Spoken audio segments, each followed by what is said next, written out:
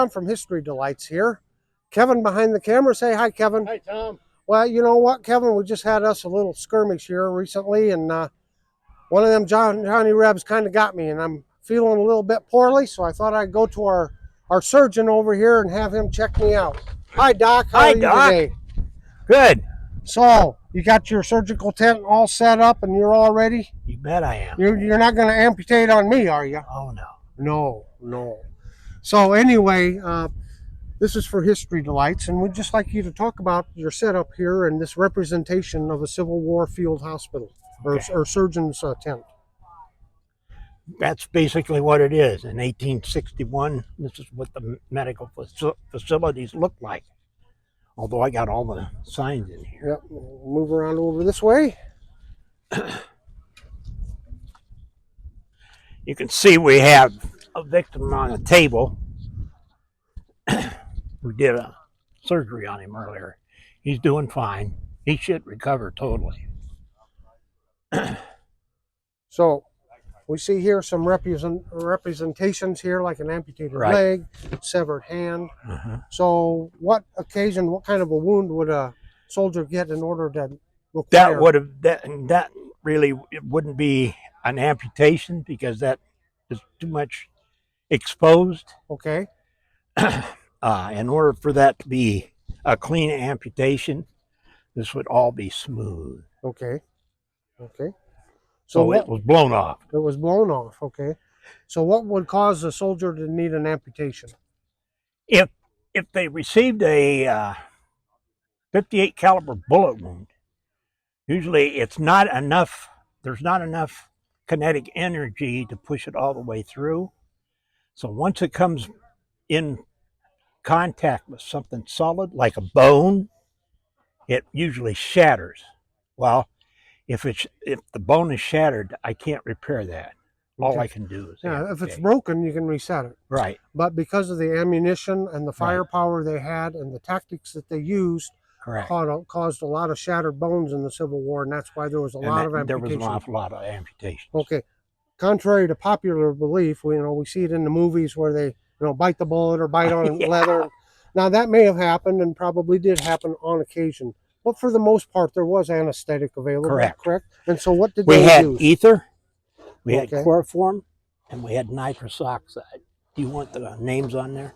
Yeah, we can hold it up here. So what was the danger with chloroform? Okay, chloroform's good, but you don't want to give them too much.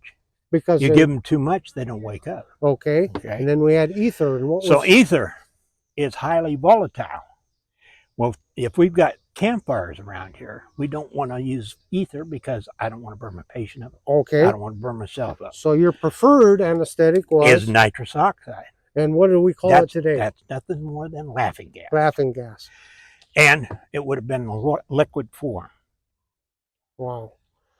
And so some other things you have here? That's Ipecac. That I would give you to make you throw up. Okay. And laudanum. Laudanum. That's nothing more than liquid opium. Liquid opium. That is painkiller. And we had a lot of opium addicts after the war because they got... Exactly. They had an amputation and they took laudanum afterwards to deal with the pain. They got addicted to it. You could go down to your local hardware store and buy this, right? Yeah. That's what you could do back then. Don't try it now. Don't try it now. That's right. So we have a surgical table. Now, a lot of times they would just find a house, take a door off of a house. Exactly. And usually I have a door that I use as a stretcher, but I didn't bring it. I got it, but I didn't bring it out. Right. So they get a couple sawhorses and a door off of the house, and you were in business, correct? That's exact. In Franklin, Tennessee, there's a plantation down there, and they actually used that during the Battle of Franklin as a hospital. Right. On the second floor is where they did surgery. To this day, you can still see the blood on the floor where they operated. I've seen that. And out on the porch where they were laying the weight, I think. Yep, that is true. Okay, so the surgeon had some pretty nasty looking tools again, didn't he? Can you go over some of these with us? Yep. This is a Liston scalpel. I put that rubber on it to protect me and it. Next to that is a 58 caliber, 69 caliber bullet extractor. You would insert that into the wound and twist it till you hit the ball and pull it out. This little saw is for fingers and toes. So you had specialty tools. Oh yes. This is a rib cutter. My, oh my.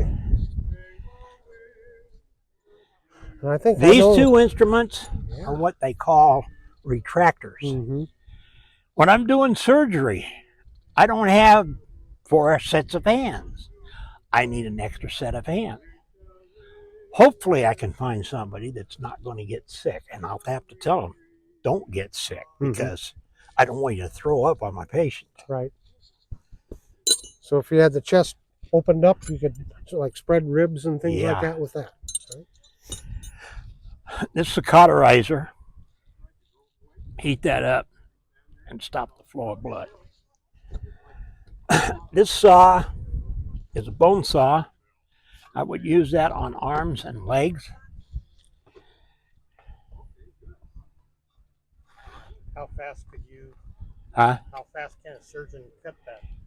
You want it to be as fast as you possibly could, but you start getting into bone and thick bone, it's going to take a while. Yep. This one is for hands and feet. Notice that they're different. Mm-hmm.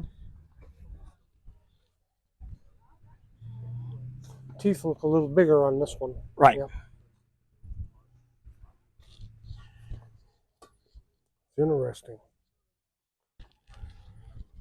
So Man. with your ether and chloroform and things like that, you'd have some gauze or something in here, and you put just a couple drops, then you'd cover over. So exactly. Although the anesthetic was pretty rudimentary back then, it did work.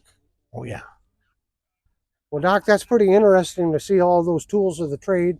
I see one other thing is in a field hospital here, you'd still have some of your books and, and diagrams and things like that with you to carry along with you, and you do your paperwork there. So I know that the surgeons always got a reputation for being a butcher, but in reality, they took care of their patients to the best they did.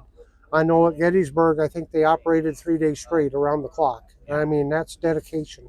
Oh yeah. And they did the very best they could, and even with the recovery in that, a lot of nurses came in and the hospitals, and what we consider a hospital and what they considered a hospital, which was maybe an old barn, they did a lot, and they saved a lot of lives. They did. They sure did. Well, thank you so much, you betcha. Doc. It's been great to have you here on History Delights. You bet. So, Kevin, finish us up with... Have a delightful day.